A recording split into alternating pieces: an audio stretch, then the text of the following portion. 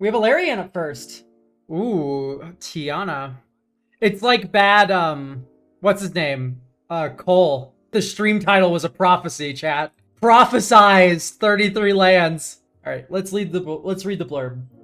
Other than the fact that the Voltron deck has problems with consistently hitting card draw and speeding up, currently in a bracket 2 with the top end bracket 3, trying to get it to a solid 3, peaking in low 4. It's gonna be a bit hard to get to bracket 4, unless you want to like lean into MLD. So like MLD is like, and fast man is what you need. The One Ring definitely needs to be stuck in here. Like bracket 4 isn't fun and games. You need to nuke everyone's lands if you want to go to bracket 4. Like you should be running Armageddon and stuff to like make this kind of deck work. Yeah, so what I recommend is just stick with bracket 3 if you want to upgrade this. Because bracket 4 is not like, it's not like high power 3. It's 4 is like below CDH. The valley between 3 and 4 is very wide. So unless you want to go up the Jockle Hops and fast mana and stuff and increase this budget by a lot, it's not going to really be that making bracket 4 happen. You could go heavy stacks as well, but I don't want to scare you away from bracket 4. It's just that you need to be ready to fight if you're wanting to go to bracket 4. We can certainly make your deck a 3. 3 is like where most decks are in my mind. But let me know what you vibe with in terms of that. Has problems with consistently hitting card draw and speeding up. Okay. I'm gonna just run this through once, and we can look at and see what the clunkers are. I mean, I can kind of tell what a couple of the clunkers are. Let's just get one playtest out there and see how we're feeling.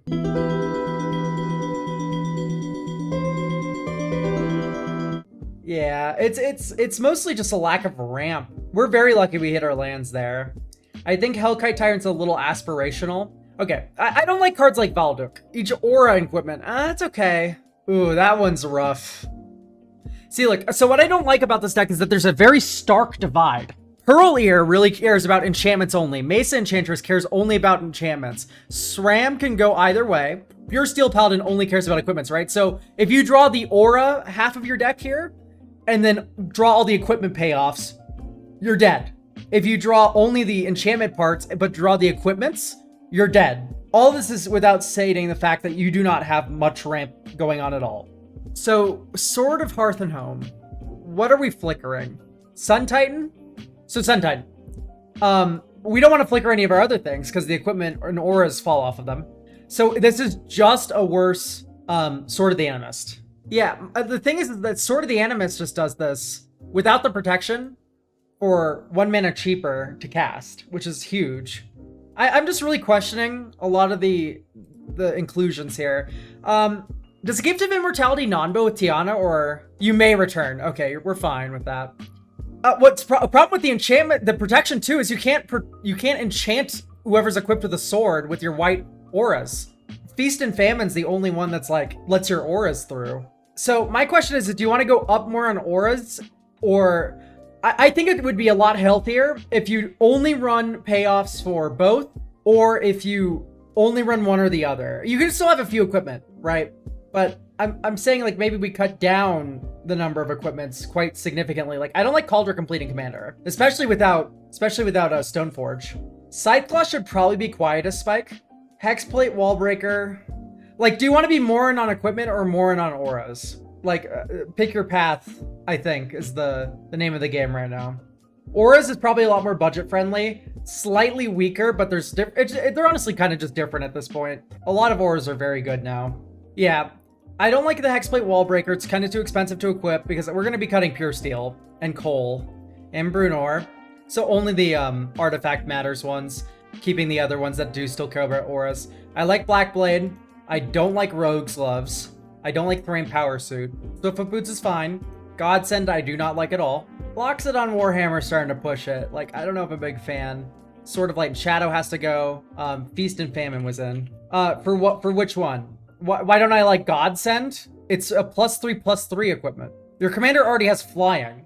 So why do you need the blocking clause? Because it's a singleton format. Like, let's just lean on auras. It's okay. There's plenty of auras that give more than +3/+3 for the first 6 mana you invest. And that's what Godsend is. It's 6 mana for that. Embercleave is even better than Godsend if you wanted to like lean on a good equipment. Because even if you have a single creature attacking, this is cheaper than the first equip of Godsend. An Embercleave Flash in. The first Embercleave is cheaper than the first Godsend, and it does more damage. So I do like Embercleave a lot, because gives +1/+1, makes it a 4/4, and then also gives it double strike. Huge. Astronomical. I don't know if I like Reprobation that much. It's no Darksteel mutation. Of which, okay, I thought you were not running. I much prefer the ossification effects to the Reprobation. Okay, 14 planes isn't the worst thing I've ever seen. We'll add more and we'll make this better. Faith Unbroken is power crept to shit. Like, this should not be in here. We have, Sheltered by Ghost. Behold. Oblivion Ring for 2 mana. And Lifelink and Ward and +1/+0. That +1/+0 is deadly. What I don't like about Spectre Ward is that, sure, it doesn't make auras get removed, but it does, prevent future auras from going on besides Eldrazi Conscription. And you also can't Embercleave onto it, right? So that's a little bit awkward. Okay, so I think I would like to see Redemption Arc. The shell of the deck is fine. You have like the aura payoffs. Like the only thing I'm really questioning is maybe like a Starnheim Courser. Valduk seems a little weird because you're not piling shit onto Valduk, you're piling shit onto Tiana, from what I understand, right? Like, if you want me to further scrutinize this, like, Valduk seems weird. Fireman Commando's a bit strange.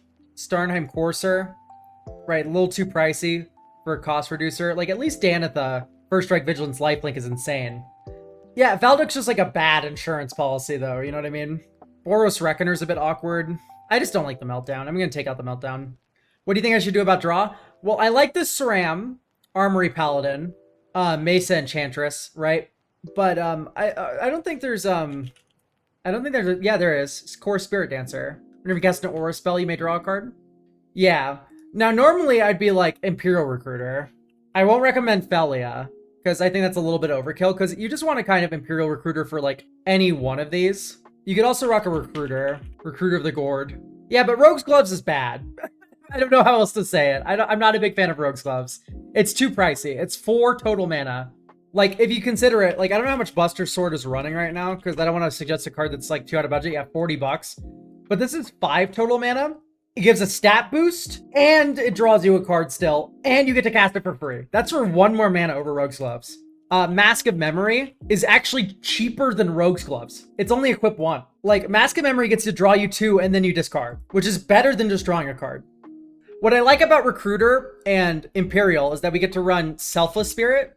And what's great about Selfless Spirit is that it wombo combos with the silly, where is it? Oh, I don't like Shielded by Faith, but unless you're comboing with it. With Gift of Immortality. So Gift of Immortality and Selfless Spirit lets you sacrifice Selfless Spirit every single turn to give your creature, to give everything indestructible. So let's talk about ramp. Let's get to lands first, I suppose, actually. Okay, we're gonna go up 1 plains and go down. Hey, Mold Raid.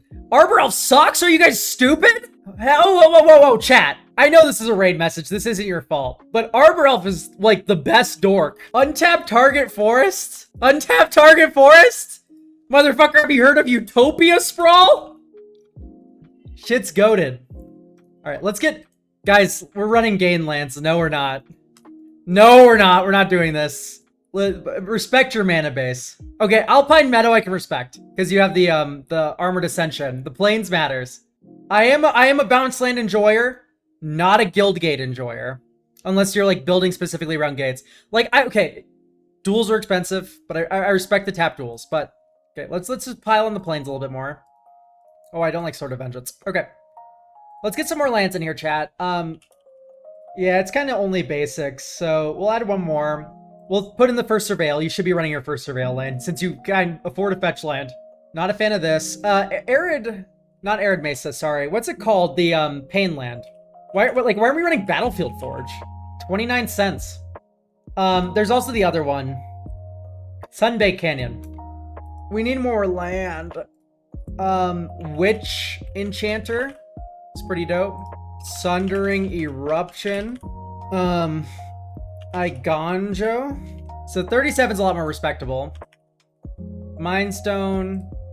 Oro Signet. Talisman of whatever the fuck. We're trying not to lean too heavily into equipment. We're mostly trying to do auras, I think, here. Rat Mice. Like, Buster Sword would be good, but I don't want to put a $40 bomb into this deck, you know what I mean? I don't really... Smoke Spirit's Blessing is kind of cool. I don't like the X target creatures. What I like about Asinine Antics is it doesn't, like... It isn't like a giant X spell that you tap out for. Like, tapping out for shit in Commander is the way you lose the game. If you tap out. I want to see more interaction. I want to keep this at least somewhat budget. So Thraben Charm needs to come in. Dawn Charm isn't really interaction in my mind. It's a fog. Kami of False Hope. Yeah, aiming for bracket 3. So Kami of False Hope's really good because you can also loop this with the Gift of Immortality in the deck.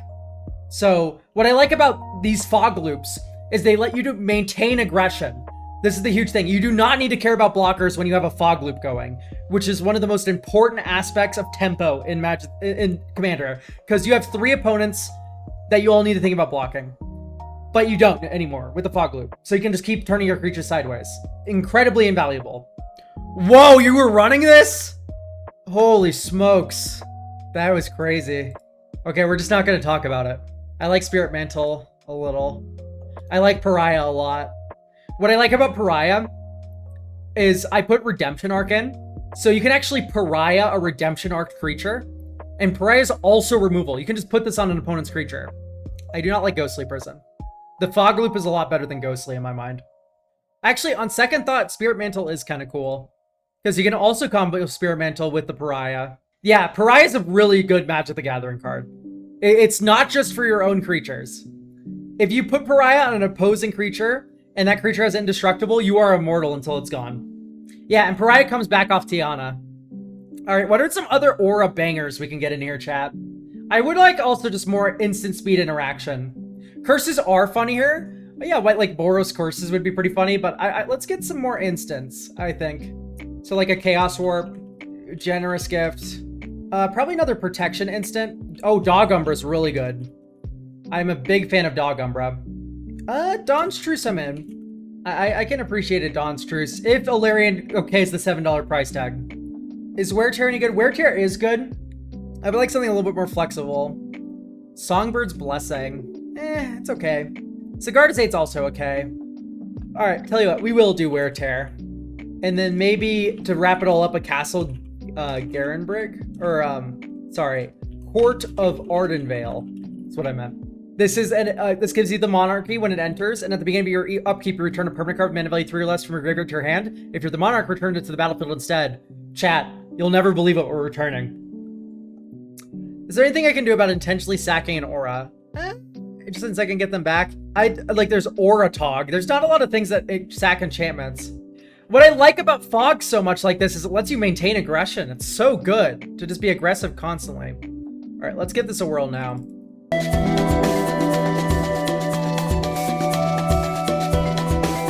I don't like Smile at Death that much. What I like about this is that it draws a card more than Smile at Death. I'm not feeling the Kemba. Let's look for Constellation cards. I don't think there's any good ones in white. Like, Eidolon's fine. Dude, Trepanation Blade is hilarious. Trepanation Blade saw some sideboard play in Modern because of Belcher. So in an equipment deck, you'd Stoneforge for Trepanation Blade and then shit it into play and then equip your creature with it, attack, and you win. Because they don't have lands in their deck. Seal of Cleansing I'm not a big fan of. No, Trepanation Blade sucks in Commander. I wouldn't run it. Although it is a little funny with Ishin, right? Maybe like a Murko deck? That could be fun. Just like an extra Murko trigger. Hallowed Haunting, Spirited Companion. Is there anything with Eerie worth considering? Probably not. I know this is the 1+1/+1 counter fella. That's really about it though, and even then it's like, whatever. Maybe just a Savins. Or we could do like a Winds of Wrath. Winds of Wrath is probably a good call, right, chap? Ooh. Nahiri's Machinations. That card kind of blows. Like, our commander's flying first strike and strapped up. Yeah, we can do Winds of Abandon. Yeah, here we go. This is a hand.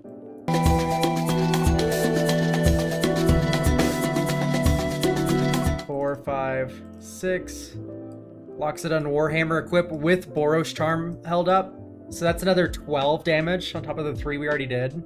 So I suppose then we just ditch the Boros Reckoner. Maybe Hellkite Tyrant's a little aspirational. And then we go up a couple more pieces of ramp. Angelic Renewal's fine. It's not incredibly good because Tiana won't return it. Yeah, no, I don't know how to feel. Crystal Fragments. This card reads very bad to me. It's 8 mana to get that effect on the back in total.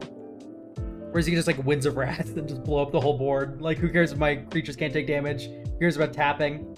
It's just like, dude, Alexander, I don't know who he is, but he sure is summoned. That's for certain. Cole doesn't say enchanted or equipped, right? Cole just says enchanted or equipped. Enchanted or equipped. Never mind. We'll run Cole. Cole's very good.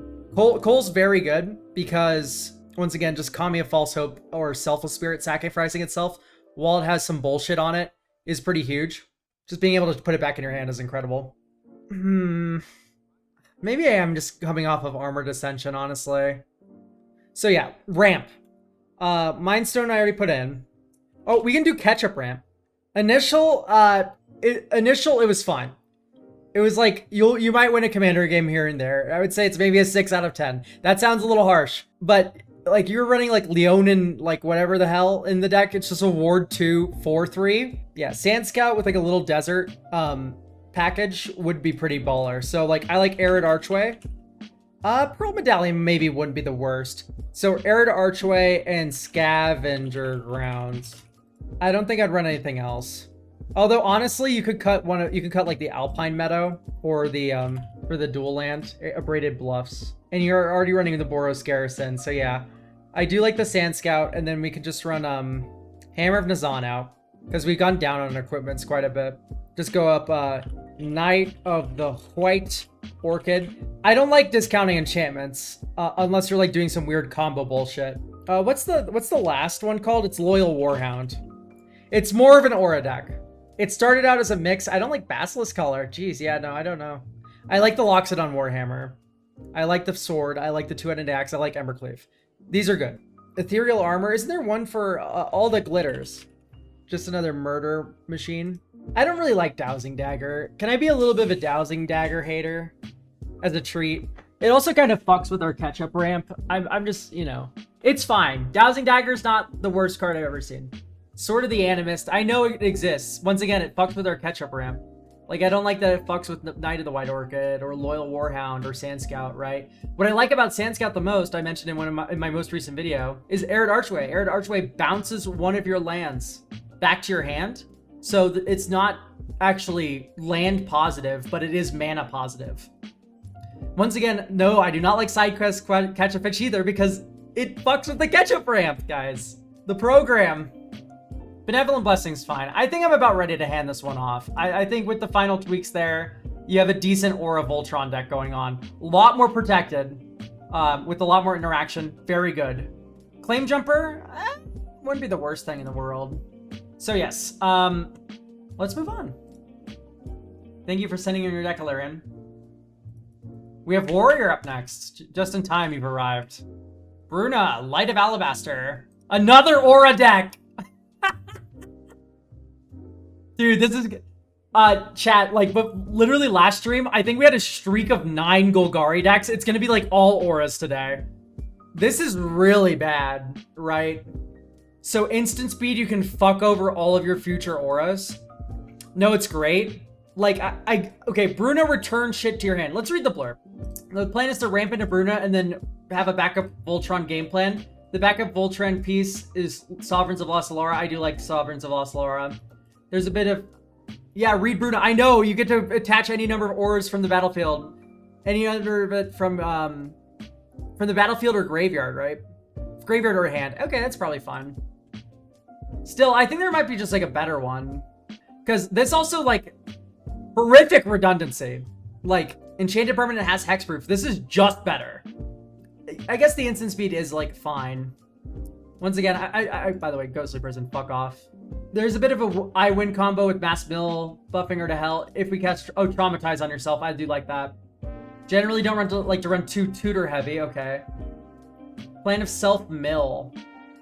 Yeah, I do have recommendations regarding Self-Mill. Like, Traumatize and Cut Your Losses are fine. Yeah, there's Propaganda here. So I do not like Propaganda or the other one quite at all. Because you're already running Indestructibility, and frankly, by the way, I do like Redemption Arc. Like, I don't like Shielded by Faith, unless you're comboing with it. So, Redemption Arc. Redemption Arc's very good. Gives Indestructible. And yeah, it's goated, but it has modality. Because you can put it on your opponent's shit, right? And then this is the big one. Just run Pariah. You are now unkillable. If Bruna has Indestructible, which, let's face it, Warrior, she often does, Pariah makes you unkillable. Way better than Ghostly. Way better. Also, if you're not running Ash Barons, I'm gonna scream. The first Ash Barons is always better than Evolving Wilds. Unless you're doing landfall stuff, which you are not. Was this another 33 lander? Is the stream title today prophetic? So I do want to see a Teleria West. Does anyone know why I want to put Teleria West in this deck? Yeah, Hall of Heliod Generosity isn't a bad answer. Hatch. I like Sphere of Safety. This is the funny thing. I like Sphere of Safety. I don't like Ghostly or Prop. I think let's cut the Marble Diamond and let's go up the Sand Scout package. Lonely Arroyo. Do they have an entity tracker? No, they don't. That's a really good call. Some are calling it Setessan Champion. So I don't like Ajani's Chosen or Archon as much in these decks. They kind of feel like they do not a lot. Like, it feels nice to, like, shit out a ton of tokens, but in the grand scheme of things, like, if you have the Pariah setup, it really isn't feeling like it's doing much. So, if you want to get an aura that mills you for a load, there's a curse. Yeah, Fraying Sanity. So, it's really funny, because you can Fraying Sanity someone, and then traumatize them and they lose. Or you can put Fraying Sanity on yourself and start milling a fuckload. The Skull Crab isn't bad either. Yeah, that is true. I want to hear the story of when you traumatize someone with the Fraying Sanity in place, so I'm going to put it in. You also just have the Heliod's Pilgrim and Moonblessed Cleric to get the Fraying Sanity. Thirst for Meaning is kind of middling for me. Thoth is okay here. I think I'm not the biggest fan of Windfall. I just don't like that it refills your opponents. Like, even though it's like does super mill you, right? Alright, I want to playtest this once before we get into more additions. Crashing Drawbridge feels a little awkward to me.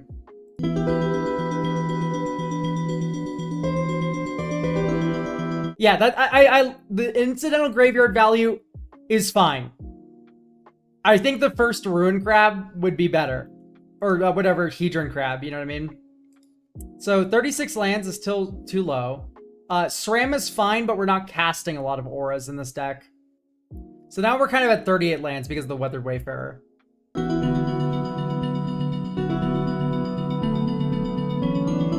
So, like, this is the issue. Bruna enters, and now what? This is a rare Lightning Greaves deck. Great. Swiftfoot Boots is also in. Great. Hall of the Bandit Lord might be worth its downsides here. So here's what I'm going to do. I'm going to put in Hall of the Bandit Lord. Take out a Plains. I'm going to take out Drawbridge. Which is like, what? Muddle. Get Lightning Greaves. If you muddle for Lightning Greaves on turn 5, you can play, or on 5 mana, Bruna comes down next turn and swings with the Greaves. Like, muddle is just cracked. Especially in a color combo like this where you need the haste. Alright, let's run this through again.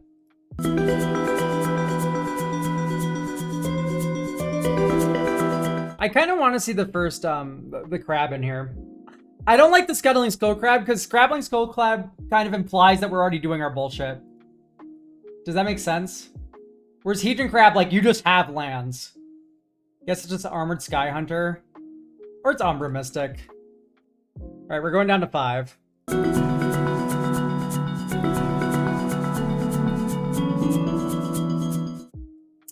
And this was off of Teleria West. But we can run Terramorphic Expanse. No, both of them are bad. Like, I would not run either. I think that those lands are strictly worse than everything, unless you're doing Landfall. This deck has one card that really cares about Landfall, that's the Hedron Crab. So, I'd rather be running duels that enter tapped than enters, tap, get a basic, that enters tapped. Yeah, like, I don't know. Like, I just like this, like, way better. This mana is like, this mana base is serving you so well. You are winning this game off of the mana. Okay, I'm gonna hand this back to you. I'm feeling pretty happy about this. I think this one's set now. Yeah, no problem, Warrior. All right, we have Ezreal, Agency Chief. All right, so far we're 3 for 3 for white decks now. Another Voltron deck, this time with Clue and Exalted themes. I want to build up a stock of clues and turn them into crazy damage with Idolize, Omnitool, Merchant of Truth. I'll protect Ezreal with a combo of his activated abilities and blink effects to survive board wipes. I want to keep this bracket to and preferably below 250. I almost never play Azorius, so I'm looking for general advice on anything I may be missing. Also not sure if the blink effects and aura clash is going to work too. Yeah, blinking and auras is a little awkward. So let's read through this. Enchant Creature or Planeswalker. Like, that's pretty bad, but it is bracket 2. It's on theme. I kind of enjoy it. Okay, Mechanized Production I think has to go. I don't like Mechanized Production if you're using it for the win the game part. You can't copy your 2 best things, which is Tamio's Journal and Thousand Year, which leaves me a little sad about it. I like Novice and Thraben. I like the Erdwald. I think the flickering is fine, because you're not going to be flickering Ezreal all the time. You have Ethereal Investigator, you have at least like 6 or 7 creatures that ETB and make clues. So, I think the flickering's fine. I also really like the Solemn Simulacrum here. Ramping on 4 is actually really good, because you can go turn 2 Arcane Signet, turn 3 Solemn, turn 5 mana, Ezreal, hold up 1 mana to activate him, which is huge. And you can activate him by sacking the Solemn to draw a card. Okay, tell you what, instead of Hold for Questioning, instead of Aqueous Form too, I'm not a fan of this card at all. Unless your commander already has flying, which is really just making me not really like it at all. Okay, so what do I want to see? I lost my train of thought. That's okay. It'll come back to me. I think I do like Stubborn Denial. Disorder in the Court, it's a good call. I do like that card a lot. Oh, it's already in. Lost in the Maze. Now that I think about it. Tap X creatures, put a stun counters on each of those, and then tap creatures you control have hexproof. Like, I am a big fan of Lost in the Maze here. Happy to see Inspiring Statuary. I don't think I like Extraordinary Journey too much. Okay, we're gonna go down 1 card here.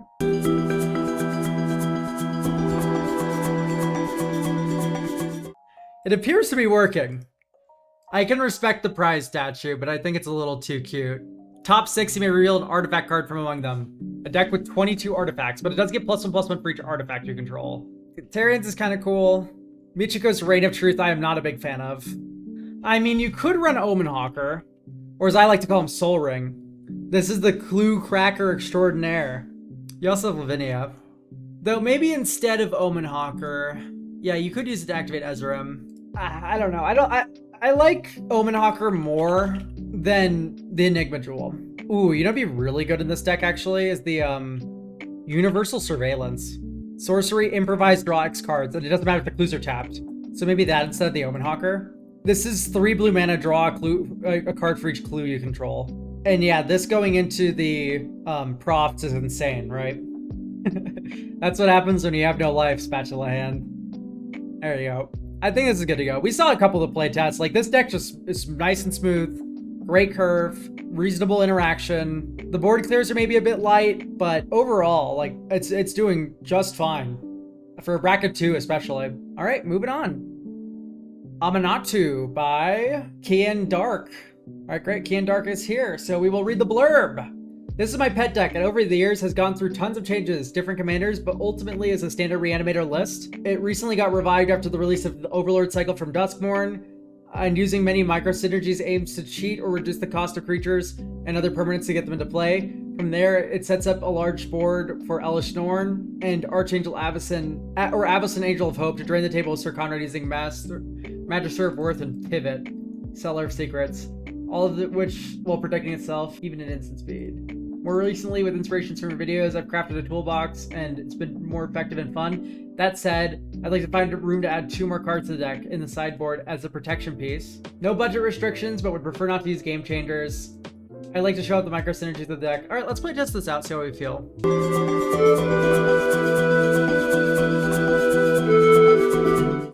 Looking pretty good. So how would we convert from this turn 4 advantage into a W? There is no artifacts in the deck. So Inspiring Statuary is a must, right? Though there is a lot of colored mana, but is this not like a good idea? Nightmare Scenario, chat. This is a 3 mana rock that taps for colorless. That's the nightmare. We do just cheat stuff into play. I do not like Search for Azcanta. My main thing with Tivit is like, with Tivit, how are we like converting all this value into a W? Because it doesn't feel like Sir Conrad is really enabling them. I must be missing something. There's Magister of Worth. You get an extra vote. I see. Okay, that's funny. So I think a Spark Double then would not be too crazy. Spark Double's in. Okay, very good. Do you also have Irenicus's? I know it isn't a creature, but it's pretty damn good. Archaeomancer Saw in half. Ephemerate Archaeomancer. Oh my god. Christ, leave some value for the rest of us. I think Sun Titan's gonna be way too goddamn slow. And I'm also not a big fan of Split Skin Doll. I think in blue-black you have better options. Almost assuredly, like, is Psychic Frog not just like better in every single way? Does the artifactness of the Split Skin Doll come into play? I like the Warring Triad here, because you can plus Aminatu, and then tap the Warring Triad to mill the card, and then reanimate it, which is fucking hilarious. But I think Psychic Frog's just better in every way when compared to the doll. Yeah, I know Sun Titan gets Reanimator enchantments. I'm just saying it's too goddamn slow. Like, why not run Lurrus? Lurrus gets you your Reanimator enchantments.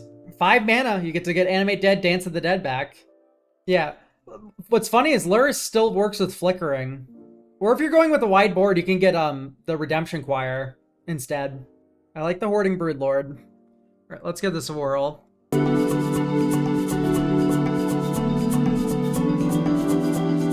This is feeling pretty good. Oh, if only you got to run Flare of the Hatebound in this deck. It's possible that Emiria Shepherd is gonna be too slow. So don't you want a sack outlet for the Magister of Worth stuff? So Magister of Worth, you get an extra vote. You vote for Grace, and you sack your whole board besides the Tivit. Well, before it resolves. This ability goes on the stack. It's technically a board wipe since it also counts itself. So my thing is you wipe the board and then you somehow reanimate it. I flicker it normally since after it stays a board wipe. Oh, okay. So I wonder if like a Felidar Sovereign, not Felidar Sovereign, Guardian. So Felidar Guardian enters from the graveyard and then you flicker the Magistrate and then you can board wipe. How are we going wide, by the way? That's something that's like kind of eluded me. Like, what's making us like go large with creatures? Is it just the Magister of Worth? Because if so, maybe Corpse Knight. Like, if the plan is Mass Reanimate, is this not goated as hell? Just having the Corpse Knight in the graveyard? I think almost anything's better than Sir Conrad in this list. Because, like, Sir Conrad cares about leaving. That much is true. So it triggers the Magister of Worth, the leaves thing. And then the destroy everything after you flicker it will also trigger Sir Conrad. So, like, that's fine.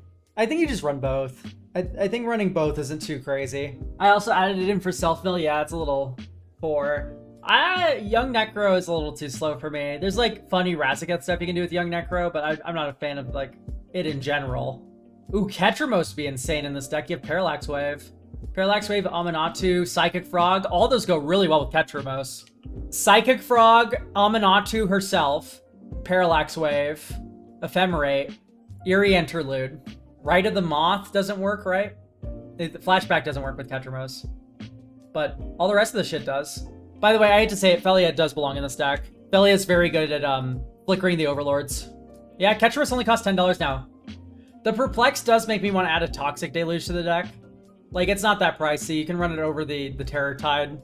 How do you get it through? You just need one flicker with Felia. Like, I don't get why people have trouble getting Felia through. I have open attacks all the time. To be fair, my decks are Selesnya, so it's a lot easier to get through, I guess. But, like, you just need the one flicker on your Overlord of the Baelmerc before you're happy. It's easier to deploy than Flicker Wisp is. Okay, I don't like Rite of the Moth. We're getting a little too expensive. I like Burial Rites because you can Entomb for it. Charter Course should probably be Tainted Indulgence. It's... Okay, you already have Tainted Indulgence. Very good. But I'd still cut it. I don't know. I haven't had problems discarding. Do you think Toxic Deluge is better than Terror Tide? Yes! Unless you're constantly against boards of like 50-50 dinosaurs. Toxic Deluge is better. There's no question in my mind. Yeah, like Toxic Deluge, you don't have to kill your giant shit. If you're the one sitting back on like a 5-5 Ketramos, right? Or a 5-5 Abhorrent Oculus, you can do X's4 on the Toxic Deluge, kill a mono white player's board that's threatening you, and then just like, it's shut down now. Threat neutralize, you keep your shit, like, right? Versus Terror Tide, which just killed everything. And requires setup, and if you get Graveyard Hated, which let's face it, you're the target for the Bojuka Bog. if your graveyard hit it gets turned off. So yeah, there's multiple reasons why Toxic Deluge is better, on top of being tutored by Perplex. Chat, raise your hand if you would pay 6 mana for a Toxic Deluge in some games. Anyway, there's our list. Next up, we have Gorbash, who's pulled the iconic Gorbash maneuver of forgetting to link the deck in the chat, or in the blurb. So if you wouldn't mind sending that in, thank you, Gorbash. Ooh, Ariette. Another Aura's deck. This is Aura's deck number 3 today. This deck is trying to push more of a group slug game plan, encouraging opponents to swing at each other by making their creatures better, but also unable to swing at me. It tries to convert wins by getting auras onto Ariette once it's a 1v1. I always liked the idea of goat decks, but never found one I liked. And I used to run Abrina as a political deck before taking it apart due to playing with groups that don't engage with it as much. I end up back with a group that's more open to table politics. Around when Wilds of Eldraine came out, and Ariette ended up inheriting both lineages. Hoping to keep Bracket 2 playable, but okay to pushing it up to 3. I think let's keep it at 2. It's kind of a fun change of pace. The life drain part of Ariette is the least interesting to me. I want to make a deck more politically engaging, and I'm unsure about additional Pillow Fort defensive cards and what the deck wants. Okay, so let's remove Ghostly Prison, which I imagine is in the deck. Nope! Haha! I've managed to convince someone to not run Ghostly. So I love the Pariah. Love the Pariah to death. I think the best upgrade for these kinds of lists is Court of Garenberg. Or Ardenvale, I mean.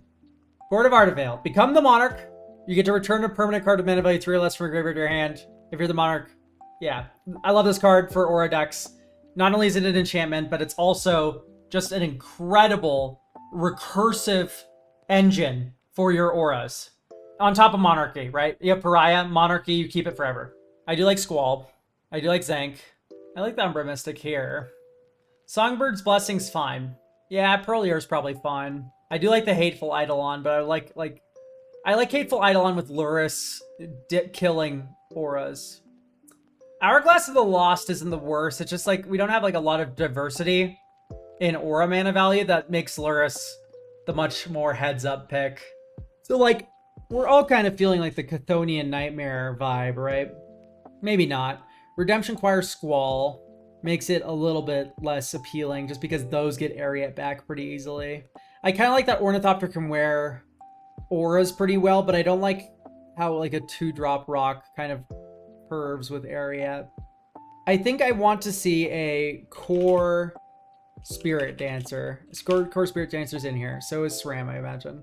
SRAM's also in here. Starfield Mystic cost reduce 1/4 of the deck, which maybe isn't the best.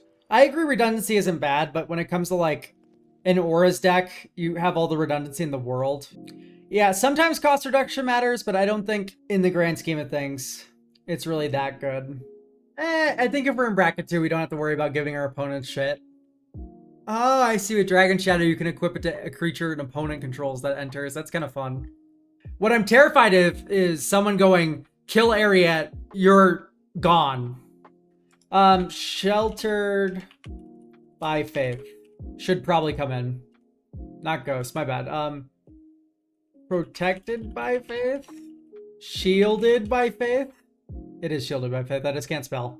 Enchant creature. Enchanting creature is indestructible. Whenever a creature enters the battlefield, you may attach Shielded by Faith to that creature. So you enchant an opponent's thing with it. A scarier thing enters, you put it on that thing instead. Ariette enters in the future. You put it on Ariette. But you have decent protection, like Galadriel's Dismissal is pretty important. But the issue with Galadriel's Dismissal is if you phase out Ariette, it's a little bit of a problem because Ariette's no longer in play and then you get turned to paste. You could Galadriel's Dismissal their board as a fog. Tenuous Truce is just a bad card. Like, for me, Tenuous Truce just is 2 mana do nothing. Because it's either helping my opponent enough to the point where they like it more than killing me, because it's more beneficial than killing me. Or, alternatively, it's more beneficial to kill me and they turn me to paste. So it's a lose-lose. Because I'm either helping them more than they would be, or I get turned to paste anyway.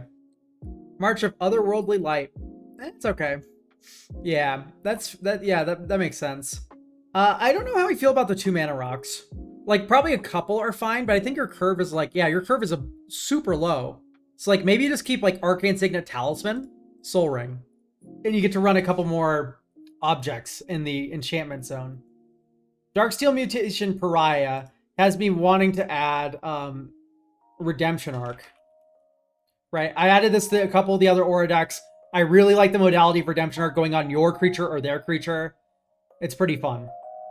Then maybe it's just Twin Blade Blessing, I think says you control. Nope, enchant creature. Let's just run the Twin Blade Blessing. The flash is nice. The double strike's insane. Like, where's the L? So chat, point me at the L.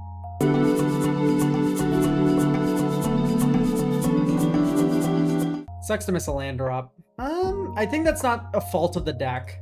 I think maybe instead of the Talisman of Hierarchy, just like running that Sand Scout package I've been putting in the other decks. I'm trying to put this in as many decks as possible so I hear reports back about how good the Sand Scout is. Remove one of those. Arcane Lighthouse I like. Hall of Heliods I like. Rogue's Passage I like.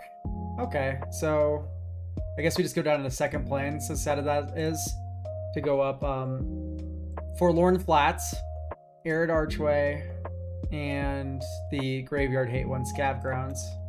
So maybe we cut like one of the random MDFCs. And when I say random, that's actually kind of hard because these are all just like good cards. Maybe it is just Bojuka Bog. I do like the Bog, but I like the Bog when you can play it at instant speed, which this deck cannot do. It's not running Urza's Cave or anything like that. So the Scav Grounds is +1 Graveyard Hate. The Bog is -1 Graveyard Hate.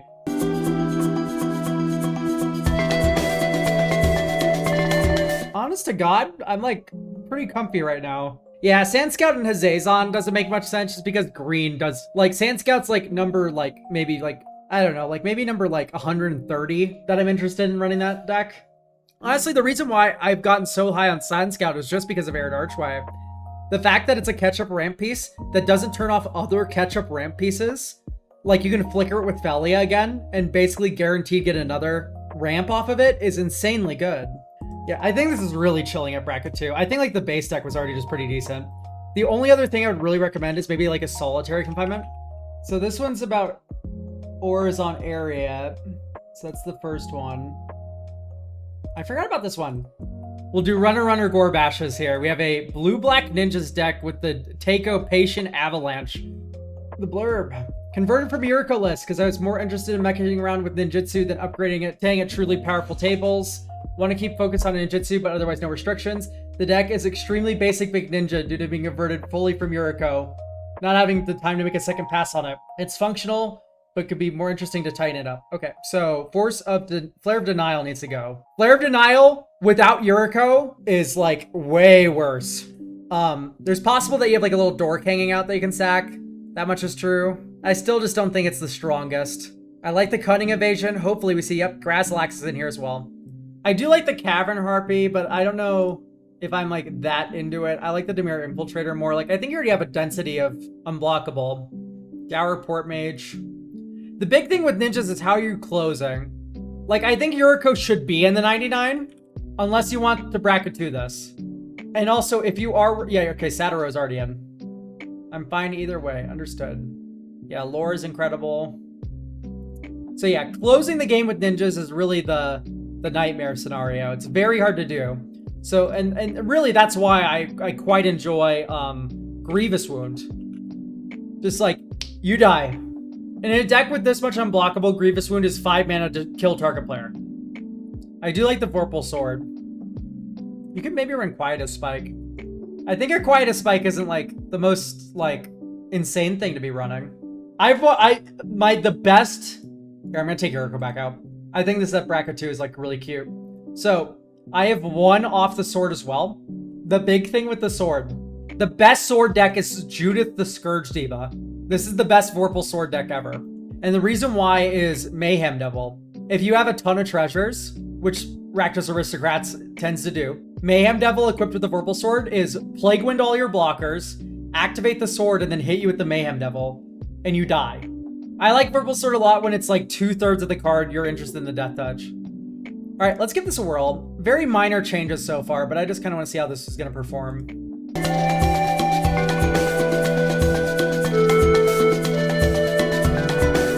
Like, turn 7 having 3 Fallen Shinobi triggers that's pretty nasty. And Satiro there drew 3 cards or something, whereas Teiko would have drawn, let's say, 0 forever. He would have like scryed twice, maybe once even. Yeah, just like 2's better on the curve. Gorbash. I second this motion. I don't like the Brotherhood Regalia. I think you have no problem getting through. Especially with all the self-bouncing. Cover of Darkness is going to share a similar fate. Like to run away together. Okay. So we have 2 slots to work with. I do like the Harpy. Or Siren. Hypnotic Siren. So like early game, it's like a little ninjutsu enabler. Late game, it's a 7-mana control magic that gives flying. And Rite of Replication. Not only is it really nice to just like copy some like stupid Grim Hireling that you have laying about or whatever. Like a clone's always just good. But the fact that this is just 9 mana win the game sometimes is just like, come on. I think this is just goated. You have enough effects in here that you want 2 of like Dourport Mage, Grim Hireling, and then it can copy anything an opponent controls. So I suppose you don't have many things that you want 2 of, but there's enough. Because the ceiling in the late game is really high for this. But just a couple of these like top-end flexible plays are pretty important, I think, to a Ninja's deck. Because otherwise you're just like little shitter forever. And that's not a place you want to be on turn 7 or 8 in bracket 2. You want to have a big move. You should at least have a big move. Quiet as Spike is also fitting that bill. Okay, great. The Gorbash era has ended. Thank you, Gorbash. Next up is Ruby. Kibo! Oh my god, my friend John has a Kibo deck. And Kibo, in that, the way he runs Kibo is he just runs every ape ever printed. Every ape, chat. There's one that's an artifact that he runs. It's so bad. Jade Cast Sentinel's in there. The fucking Bandar, what's its name? That I swear he draws that every game. It's the one that gives itself indestructible. For 3 mana. Wily Bandar. Alright. This is a friend's deck. We're trying to get an upgrade, plain and simple, get Kibo as fast as possible, make him big with Pseudo Monkey. $200 budget to work with for upgrades. Anything goes outside of that, make it look strong bracket 3. Deck kind of weak in there, needs some help. That I can do. So I think first things first, you really need to be looking at how to protect your board. Invigorating Call is one of those cards. You already have Heroic, or Inspiring Call. Could we look at the Considering? Yeah, sure. I do like Gorilla Shaman. It's very fun to play with in this deck. Hardened Scales is probably worthwhile. I don't know if I would add anything else. So Zapandrel can move to Considering. I do like Bane of Poggy. Let's read red. Sorry, my eyes glaze over whenever I see a Universe Beyond card. Yes, not red. If you want an effect like this, yeah, Kodama is just the first better effect. Maybe just go down Arboreal Grazer. I don't like Gifted the Viper. I like the rest of these one-off shots. I like Tyvar Stand actually quite a lot. I've been coming around to this card. Curse of Opulence is good in this deck. Chandra's Ignition's huge ups. This is a very good card for Kibo. Because he gets huge. But I would like to see Season of whatever the fuck it's called. Season of Renew... No. Season of Gathering. Because you can go choose Artifact or Enchantment. You choose Artifact. Destroy all permanents of the chosen type. And then you go draw cards equal to the greatest power among creatures you control. So it blows up everything. And then you draw a fuckload. So pretty good. Or you can go Artifact, Enchantment, and +1/+1 counter. Right? I don't like Sting as a haste enabler or like filling up the board with bananas. And the reason why is 4 bananas is already +4/+4 across all of your monkeys. So it doesn't really feel that necessary.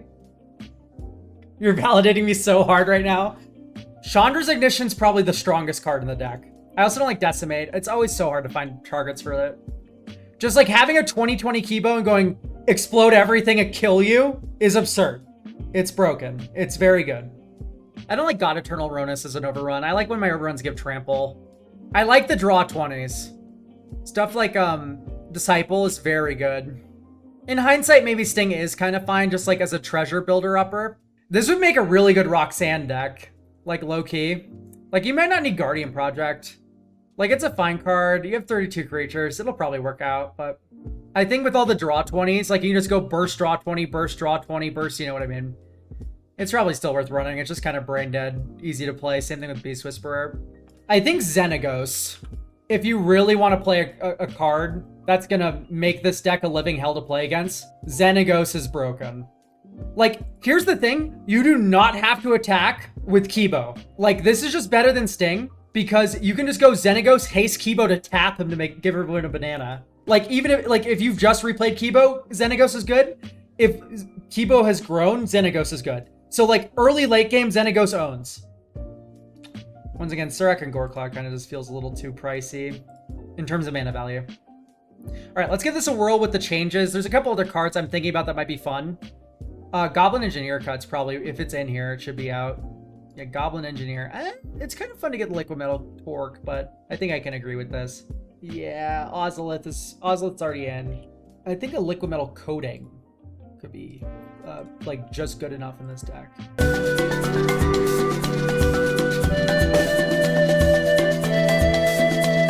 Okay, great. Chandra's Ignition. 11 damage to each. Well, move to combat first. 22 power attack. Then you do 22 damage to each. So yeah, this is 22 damage to each creature and opponent because of Xenagos. And actually, it's slightly more because we did crack a banana as well on attack. So yeah, seems pretty decent. I would like to see a Kazul's Fury. Literally just because we just added Xenagos, and also this is a huge creature deck. So having a fling for like a burst of like 10 to 20 damage is huge. Oh my god, there's way more than 38 lands. So how many apes are we actually running? 11, and then monkeys are 3. So there's 14. Let's try to find like at least 2 more, I think would make me feel pretty happy. Monkey Cage is funny. I don't know how I feel about it. 5 mana is kind of a lot of mana. Although I do have a deck with Monkey Cage in it that I'm brewing right now. And then we'll do O Monkey, O Ape after this. Clockwork Percussionist isn't the worst. I like the Treetop Village. That's fun. Okay, so there's not a lot. I guess we can hit up the Changelings. Maybe Mass Vandal. I really like. Let's put in the Mass Vandal. Late game, it's removal. Early game, you can play it on curve before Kibo. I like having a 2-drop ape because it's whenever Kibo attacks. It's not whenever any ape attacks. Still, it's nice just to have a 2-drop to go in before. It is 33 lands technically. Asterisks. Dude, Grun turned me to paste one game. In my friend's like dog shit Kibo deck. Oh my god. I got utterly mulched by this fuck. Dude, Grun with Xenagos with +1/+1 counters is a war crime. It runs every ape and monkey ever printed, Comrade Gorbash. It's like there's like 30 or 40 in there. I would not be shocked if it had Gorilla Berserkers in it. Although I think a Tibalt Trickery in Gruul is like kind of necessary for bracket 3. Just a little. You need to pay the farewell tax. Although, hang on, wait. There's Glorious End. This was a card that I'm like kind of transfixed by. So this is farewell protection. You go like, end the turn. Exile farewell from the stack. I need to kill you now. I'm gonna put it in the sideboard. Well, here's the thing. If you kill your opponent X1372, you don't have to worry about the end of the game trigger either. So just kill your opponents. I'm gonna put it in the sideboard. I don't heavily recommend it, but it's funny. No, Tibalt Trickery is the one going in the deck. Tibalt Trickery's in there, but have your friend pay $1 to get this from TCG Player and just have it in like a little sideboard zone. And if he ever decides to like put it in, then great. I guess we can just go down Hardened Scales. It's a little bit Windroar. All right, I'm gonna hand this to you now. Yeah, Glorious End's in the sideboard. I did not put this in the deck, but it should be an option your friend has available. You put it in the deck. Oh, did I? By accident? I don't see it in the deck. It's in the sideboard. No, you put it in the deck. Oh, you're commanding me to put it in the deck. Probably just like Tyvar Stand or Tamios. Take out Tamios for Glorious End. This would be the swap in my mind. However, keep in mind, I do not heavily recommend it. It's just funny. It's just really funny. So I'm gonna drop all these in stream and let's find someone to raid because we are out of decks to look at. This being said, you can go to my coffee to get a deck review, and they tend to sell it rather quickly. Let's find someone playing Commander as always. I do like to find someone who's at least somewhat on topic. Peace out, everyone. Thanks for stopping by.